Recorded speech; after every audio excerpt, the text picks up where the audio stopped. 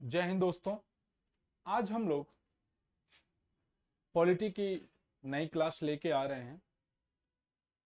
किसी भी एग्जाम के लिए, चाहे वो दिल्ली पुलिस का हो, चाहे एसएससी जीडी का एग्जाम, या अभी जो फॉर्म आया है रेलवे ग्रुप डी के लिए, उसके लिए भी ये क्या है, बहुत ही इंपॉर्टेंट टॉपिक है। आज हम जिस टॉपिक की चर्चा करने वाले हैं उस आप लोग देख रहे हैं कॉन्स्टिट्यूएंट असेंबली यानी संविधान सभा के बारे में आज हम चर्चा करेंगे। तो जो भी लोग लाइव हैं वो लोग कमेंट करें ताकि उनका कमेंट आता रहे, फिर हम क्लास को स्टार्ट करते हैं।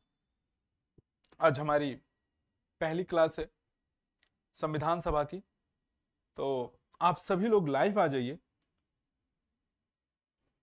ताकि क्लास को स्टार्ट किया जाए। ठीक है,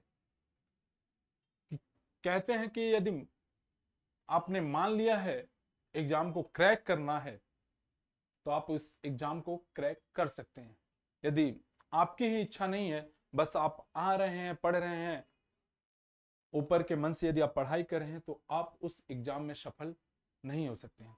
तो मान लीजिए कि आपके पास अब टाइम बहुत कम बचा है, तो एग्जाम के लिए जो भी आपका पेपर है पूरे तन मन धन से लग जाइए और कठिन परिश्रम कीजिए, क्योंकि मेहनत करने वाले बहुत हैं और इस कंपटीशन के दौर में आपको आगे निकलना है। जितना मेहनत कर सकें कीजिए, ठीक है। यानी हेल्दी भोजन कीजिए, एक्सरसाइज वगैरह करते रहिए और इधर उधर की चीजों पे ज्यादा ध्यान नहीं दीजिए।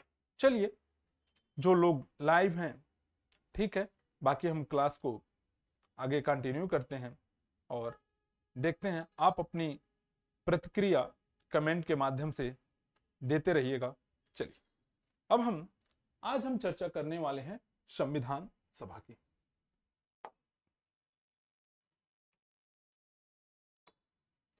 यानी कॉन्स्टिट्यूएंट असेंबली यानी संविधान सभा। आप सभी लोगों को पता है कि जब भारत आजाद नहीं था, यानी आप देखें कहीं ना कहीं भारत कि जो लोग थे, जो जनता थी, वह किसी न किसी के अधीन थी।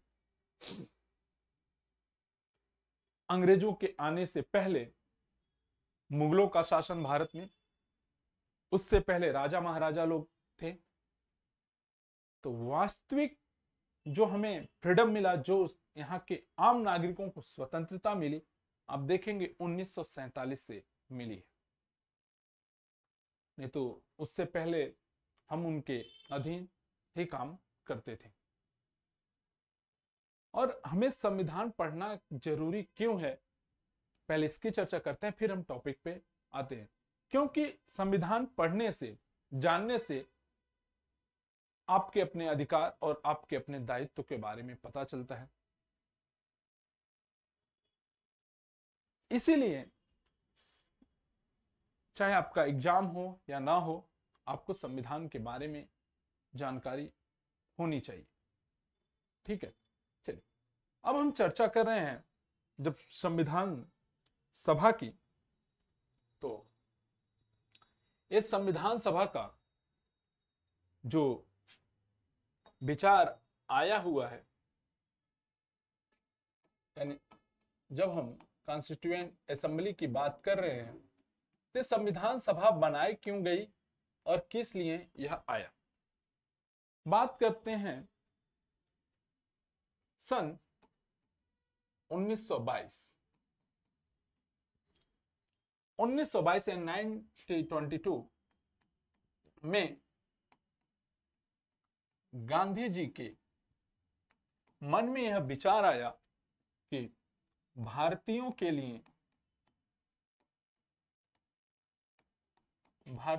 लिए एक संविधान सभा होनी चाहिए। क्या होनी चाहिए? भारतीयों के लिए एक संविधान सभा होनी चाहिए। इसकी जरूरत हमें क्यों थी, आप बताइए कि इसकी जरूरत हमें क्यों है? क्योंकि आपको पता है कि किसी भी देश को या एक छोटी सी कंपनी हो, उसको चलाने के लिए एक रूल रेगुलेशन होनी चाहिए, और इतने बड़े देश को संभालना है तो उसके लिए क्या होनी चाहिए? हमारे पास एक कानून, एक दस्तावेज होना चाहिए जिसके तहत हम उस व्यवस्था को सुचारू रूप से चला सकें। यह तो बात थी 1922 में गांधी जी ने कहा कि हम भारतीयों के लिए एक संविधान सभा होनी चाहिए। उसके बाद हम चर्चा करते हैं 1940 में, 1940, यहां पे आता है अगस्त प्रस्ताव, यानी जिसे अगस्त ऑफर के नाम से भी जाना जाता है। अगस्त प्रस्ताव 1940 में लाया जाता है और इसमें अंग्रेजों द्वारा यह स्वीकार कर लिया जाता है, किसके द्वारा? अंग्रेजों द्वारा।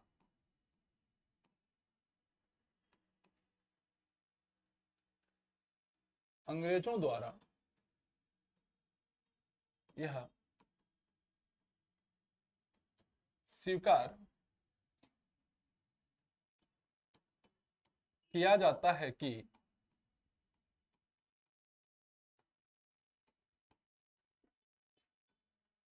भारतीयों के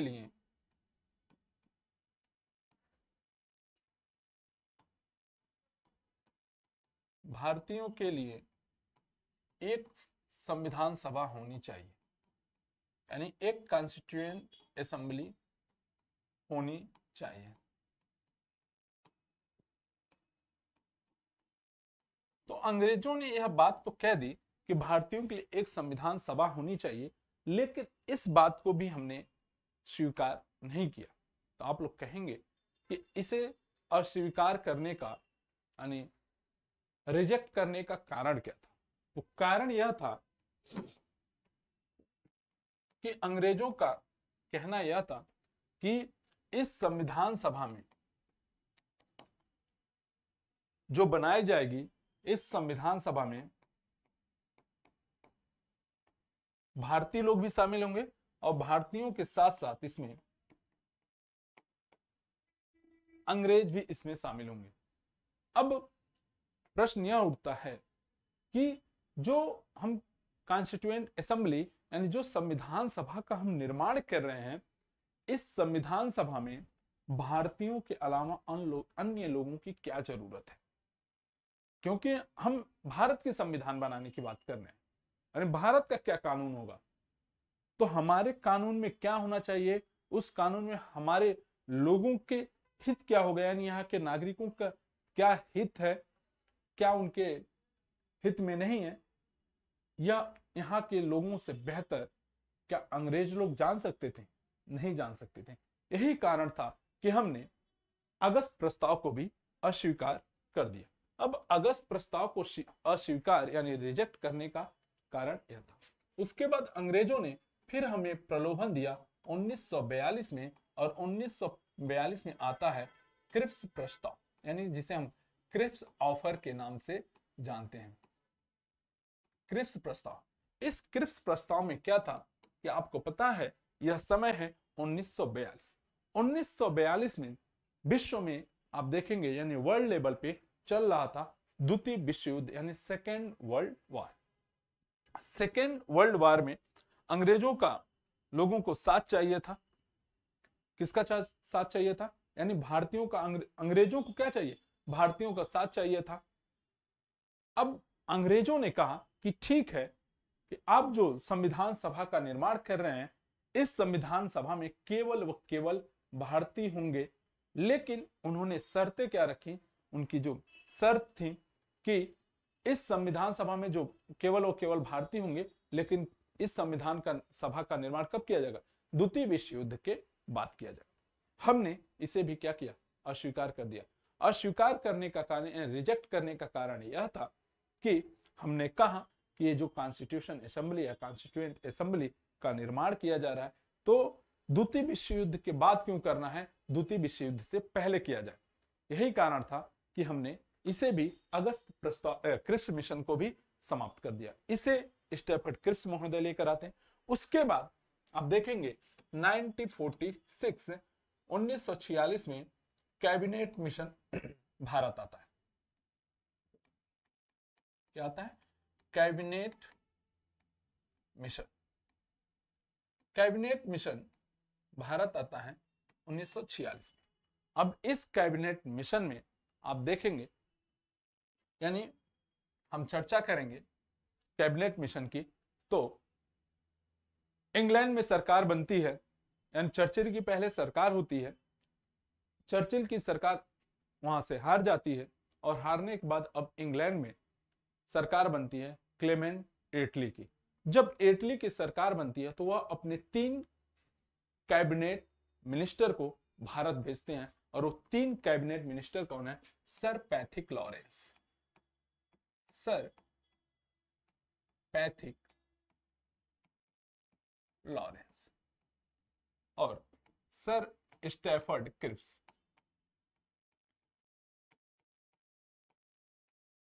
स्टैफोर्ड क्रिप्स और तीसरे थे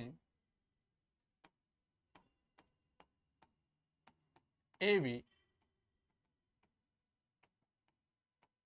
अलेक्जेंडर। यानी यह अपने 3 कैबिनेट मंत्रियों को कहां भेजते हैं? भारत भेजते हैं, और कहते हैं कि जाइए भारतीयों के लिए क्या कीजिए? संविधान सभा के निर्माण में मदद कीजिए। अब जब ये लोग भारत आते हैं और यहां से संविधान सभा के निर्माण होने की प्रक्रिया प्रारंभ हो जाती है। अब जब संविधान सभा का निर्माण किया जाता है तो होता है कि सदस्य आए कहां से? तो जो सदस्य यहां से निकल कर आते हैं 389 एंड 389 मेंबर यहां से लिए जाते हैं। 389 या 389 मेंबर यहां से क्या होते हैं? लिए जाते हैं। आप लोग के कमेंट हम थोड़ा देख ले कि क्या क्या आप लोग के कमेंट किए हैं, फिर हम क्लास को आगे कंटिन्यू करते हैं।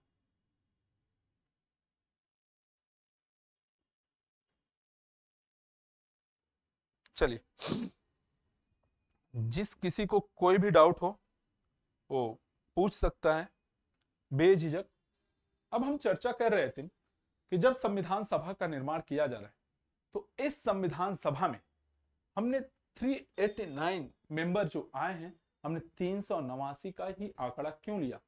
चाहे होते तो हम यहां आंकड़ा 300 भी ले सकते थे, 200 भी ले सकते थे, 400 ले सकते थे, यानी कोई भी डिजिट का नंबर ले सकते थे, लेकिन हमने 389 ही क्यों चुना, यानी 389 ही क्यों चुना? तो इसका कारण था कि आप देखेंगे कि भारत में जनगणना की शुरुआत। चलिए, आप लोगों से यहां से एक क्वेश्चन है कि भारत में पहली बार जनगणना कब हुई थी? आप लोग कमेंट करके बताएं कि भारत में पहली बार जनगणना कब की गई थी। कमेंट करके आप लोग बताएं कि भारत में पहली बार जनगणना कब की गई थी।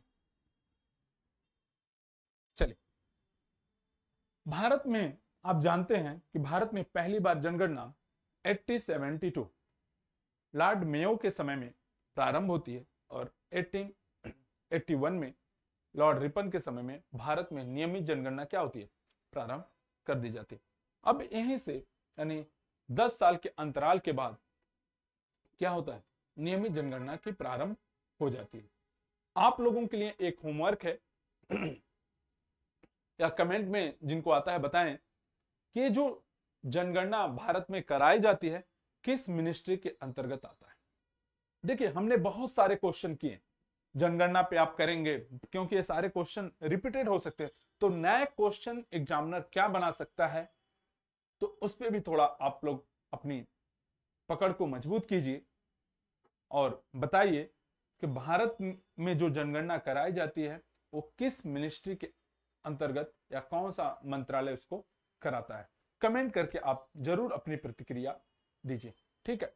चलिए, अब ये जो 389 मेंबर हैं हमने लिया, तो क्योंकि यह बात चल रही है 1946 में कैबिनेट मिशन आया, उसी के तहत मेंबर चुने गए।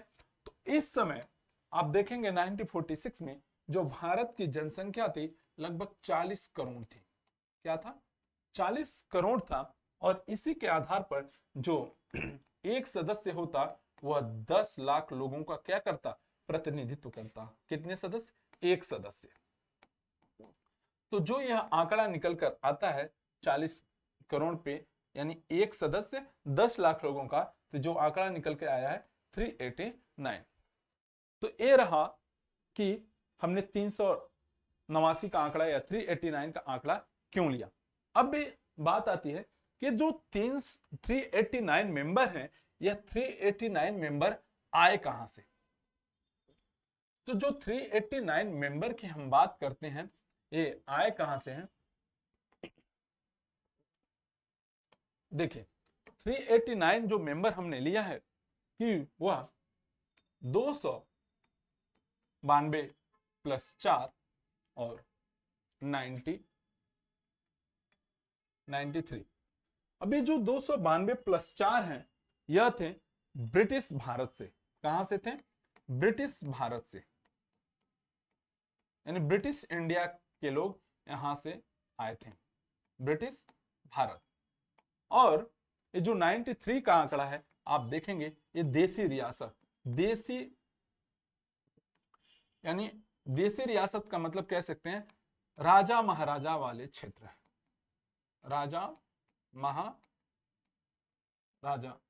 क्षेत्र, यानी जो प्रिंसली स्टेट था वहां से ये लोग आए थे।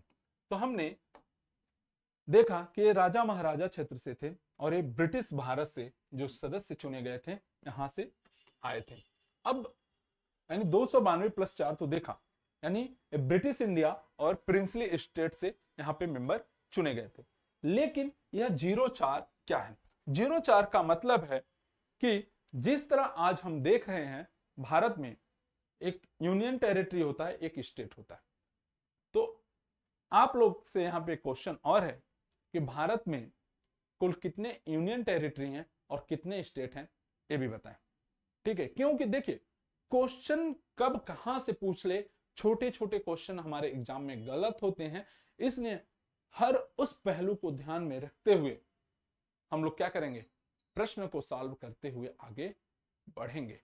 ठीक है, चलिए ये जो 04 का आंकड़ा आप देखेंगे, तो जैसे हम आज बात कर रहे हैं यूनियन टेरिटरी की बात करते हैं, यानी संघ राज क्षेत्र की बात करते हैं, उसी तरह जब यहाँ पे कैबिनेट मिशन आया था तो उस समय भारत में चीफ कमिश्नरी वाले एरिया होते थे, यानी चीफ कमिश्नरी वाले एरिया होते थे। और वो 4 चीफ कमिश्नरी वाले एरिया कौन कौन से हैं? तो आप देखिए कि जहां से हम लोग क्लास कर रहे हैं यानी दिल्ली से, तो वह पहला एरिया था दिल्ली, यानी चीफ कमिश्नरी वाले क्षेत्र एरियाज में दिल्ली आता है। उसके बाद दूसरा था आपका अजमेर। अजमेर इसी के बाउंड्री मिलाती है और ये अजमेर है राजस्थान, राजस्थान। और तीसरा आपका कुर्ग, तीसरा स्थान था कुर्ग जो पड़ता है कर्नाटक में। कहां पड़ता है? कर्नाटक। और चौथा है आपका बलूचिस्तान। चौथा क्या है? बलूचिस्तान, जो वर्तमान समय में यह अब भारत का हिस्सा नहीं है, यह कहां चला गया है? पाकिस्तान में। कहां चला गया है? पाकिस्तान में। तो आप कहेंगे कि अब पाकिस्तान में क्यों चला गया है? तो इतना आपको पता है कि भारत के बंटवारे के बाद यह कहां चला गया? पाकिस्तान में चला गया। अब यहां से प्रश्न पूछ सकता है कि वर्तमान समय में कौन सा एरिया चीफ कमिश्नरी वाला जो भारत नहीं है? तो आपको पता है कि जो बलूचिस्तान का एरिया है यह अब वर्तमान समय में कहां चला गया? पाकिस्तान में चला गया है। तो भारत का हिस्सा अब नहीं है। तो समझ में आया आपको कि 389 का आंकड़ा कहां से आया? तो हमने देखा कि उस समय भारत की जो जनसंख्या थी 40 करोड़ थी और एक सदस्य 10 लाख मेंबर का क्या करता था? प्रतिनिधित्व करता था। और उसी के आधार पर यह 389 का आंकड़ा आया है। और आज भी जो हमारे देश में चुनाव होते हैं इसी आंकड़े के आधार पर अभी भी चुनाव कराए जा रहे हैं। ठीक है, अब हमने 389 की बात कर ली हमने, संविधान सभा में सदस्य चुन लिया गया, यानी संविधान सभा में मेंबर आ गए। अब आता है, अब होगा संविधान सभा की पहली बैठक, यानी first meeting of constituent assembly, यानी फर्स्ट मीटिंग हो रहा है। आप देखेंगे 9 दिसंबर 1946 को क्या होता है, संविधान सभा की पहली मीटिंग होती है। क्या होती है? संविधान सभा की पहली बैठक। अब जब संविधान सभा की पहली बैठक कराई जा रही है, तो कोई भी बैठक होता है तो उसके लिए क्या होता है, एक अध्यक्ष चुना जाता है कि इस बैठक की अगुवाई कौन करेगा। ठीक है, तो इस बैठक की अध्यक्षता करते हैं डॉक्टर सच्चिदानंद सिन्हा। कौन करते हैं? डॉक्टर सच्चिदानंद सिन्हा। डॉक्टर सच्चिदानंद सिन्हा। अब कहेंगे कि ये डॉक्टर सच्चिदानंद सिन्हा इस बैठक की अध्यक्षता क्यों करते हैं? क्योंकि यह संविधान सभा में क्या थे, सबसे बुजुर्ग सदस्य होते हैं, इसलिए ये क्या करते हैं, संविधान सभा की पहली बैठक की अध्यक्षता करते हैं। और एक टेम्परेरी इसके क्या है, चेयरमैन है। क्या है? डॉक्टर सच्चिदानंद सिन्हा इस कॉन्स्टिट्यूएंट असेंबली की पहली बैठक की क्या है, टेम्परेरी चेयरमैन होते। उसके बाद यहां से बस इतना ही क्वेश्चन ज्यादा से ज्यादा बन सकता है। उसके बाद आता है 11 दिसंबर 1946। डेट को याद रखिएगा, क्वेश्चन आपके यहीं से बनते हैं। 11 दिसंबर 1946। 11 दिसंबर 1946 को क्या हुआ था? 11 दिसंबर 1946 को संविधान सभा की दूसरी बैठक संविधान सभा की दूसरी बैठक होती है, और इस दूसरी बैठक की जो अध्यक्षता करते हैं डॉक्टर राजेंद्र प्रसाद। कौन करता है? डॉक्टर राजेंद्र प्रसाद। और यही डॉक्टर राजेंद्र प्रसाद ही इस संविधान सभा के क्या होते हैं, परमानेंट चेयरमैन बनाए जाते हैं, यानी अस्थाई अध्यक्ष बनाए जाते हैं। ठीक है, तो अब ये हो गया संविधान सभा की दूसरी बैठक। अब संविधान सभा की अगली बैठक की चर्चा करते हैं। अब कब होता है संविधान सभा की, जब पहली बैठक की अध्यक्षता हो गई दूसरी बैठक की, अब होता है तीसरी बैठक। यानी तीसरी बैठक कब होगा? 13 दिसंबर 1946। 13 दिसंबर 1946। 13 दिसंबर 1946। ठीक है, लेकिन हम यहाँ पे कुछ और बातों की चर्चा करते हैं। जैसे कि जब संविधान सभा की पहली बैठक होती है तो इसकी अध्यक्षता कौन कर रहे हैं? डॉक्टर सच्चिदानंद सिन्हा कर रहे हैं। जब संविधान सभा की पहली बैठक की अध्यक्षता डॉक्टर सच्चिदानंद सिन्हा कर रहे हैं, तो आप देखेंगे इस पहली बैठक में बहुत बड़ी चीज होती है, और वो चीजें क्या है कि सच्चिदानंद सिन्हा इसकी अध्यक्षता कर रहे हैं, संविधान सभा की पहली बैठक है। तो अपने आप में जो मुस्लिम लीग था, मुस्लिम लीग इस संविधान सभा की पहली बैठक की क्या करता है, बहिष्कार करता है। और जो हमने बात किया था प्रिंसली स्टेट की, यानी आपने यहां पे देखा होगा, सॉरी, प्रिंसली स्टेट की, यानी जो राजा महाराजा वाले क्षेत्र थे, जो 93 थे, यह अपना भविष्य ही, यानी इनका फ्यूचर ही नहीं यह तय कर पाए थे कि इनको रहना क्या कहां पे, क्योंकि भारत के विभाजन की बात यहाँ पे प्रारंभ हो चुकी थी। तो इसीलिए जो प्रिंसली स्टेट वाले थे, इन्होंने अपना भविष्य ही तय नहीं किया कि इनको रहना कहाँ है, यानी रहने का मतलब है कि इनको भारत में रहना है कि पाकिस्तान में।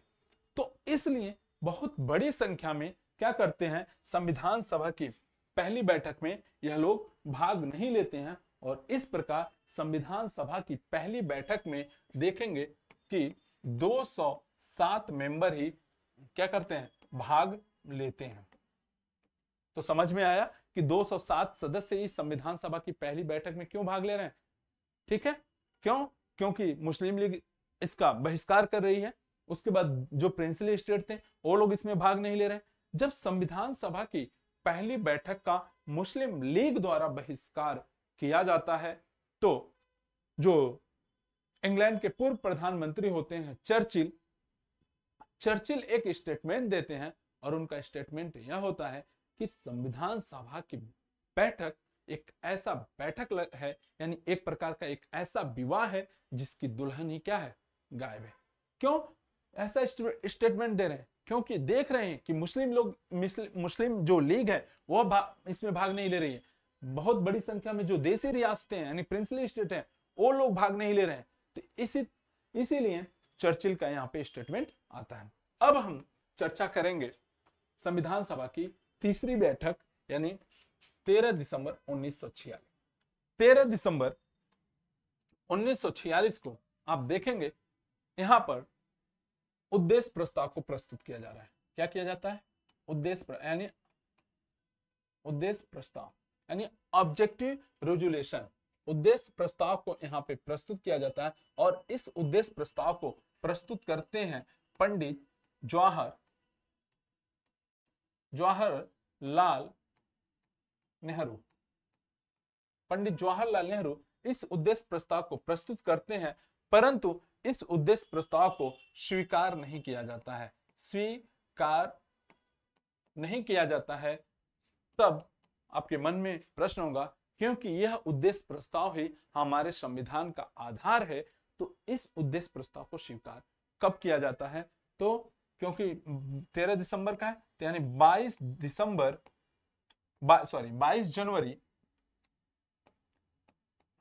जनवरी 1947 को उद्देश्य प्रस्ताव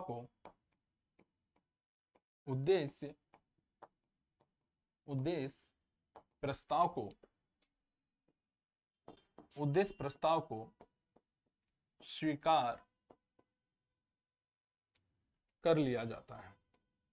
उद्देश्य प्रस्ताव को स्वीकार कर लिया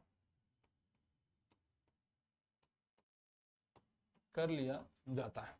ठीक है, यानी जब 13 दिसंबर को उद्देश्य प्रस्ताव को स्वीकार कर लिया जाता है, ठीक है, क्योंकि मुस्लिम लीग इसमें बार बार बहिष्कार कर रही थी, तो कुछ लोगों का मानना था कि जब तक मुस्लिम लीग इसमें पार्टिसिपेट नहीं करती है तब तक किसी भी प्रस्ताव को प्रस्तुत या पास न किया जाए। जब सभी लोग भाग लेते हैं उसके बाद इसको प्रस्तुत कर लिया जाता है। अब सबसे बड़ी बात करते हैं, जब हम संविधान की बात कर रहे हैं, संविधान सभा की चर्चा कर रहे हैं, तो बात आएगी डॉक्टर भीमराव अंबेडकर यानी बाबा साहब अंबेडकर की बात ना करें तो संविधान को समझे एक अधूरा माना जा सकता है। डॉक्टर भीमराव अंबेडकर,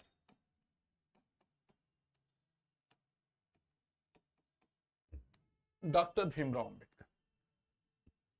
भीमराव अंबेडकर के संविधान सभा में सदस्यता होना सदस्य होना बहुत जरूरी था। अब ये सदस्य बने कहां और कैसे बने? तो डॉक्टर भीमराव अंबेडकर प्रारंभ में क्या करते हैं, मुंबई से चुनाव लड़ते हैं, परंतु क्या होते हैं, चुनाव को हार जाते हैं। जब चुनाव हार जाते हैं तो बताइए इनकी सदस्यता वहां से रहेगी नहीं, समाप्त हो जाएगी। अब ये करें क्या? तब ये यहां से चुनाव हारने के बाद बंगाल यानी जो पश्चिम बंगाल है, पश्चिम बंगाल का एक जगह है जयसुर कुलना, क्वेश्चन पूछा हुआ है यहां से, मैं इसीलिए इस टॉपिक पे बहुत ध्यान दे रहा हूं और हर बच्चा हम उम्मीद करते हैं कि वह इसे देखे और समझने का प्रयास करे। अब पश्चिम बंगाल की यह जगह है जयसुर कुलना, मुस्लिम लीग की सहायता से, किसकी सहायता से?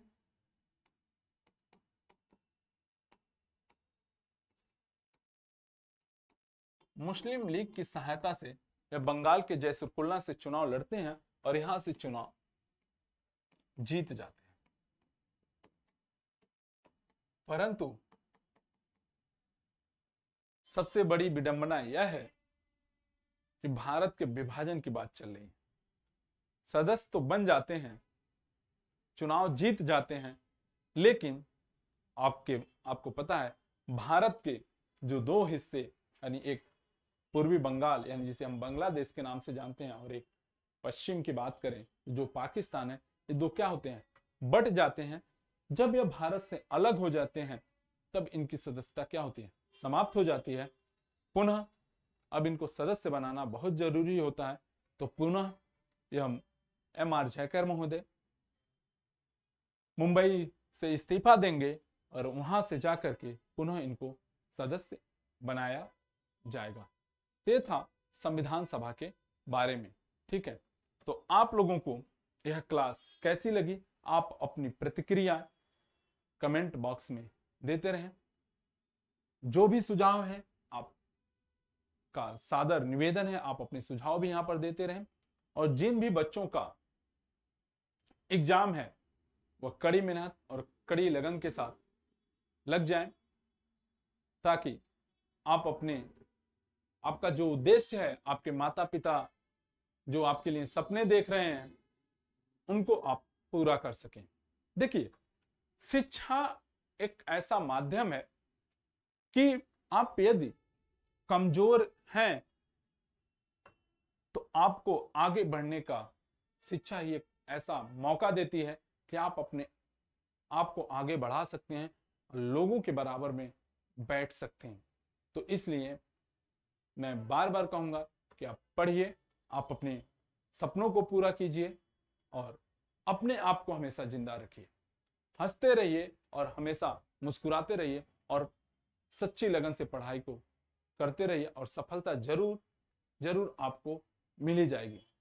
ठीक है, तब तक के लिए आप सभी लोगों का धन्यवाद।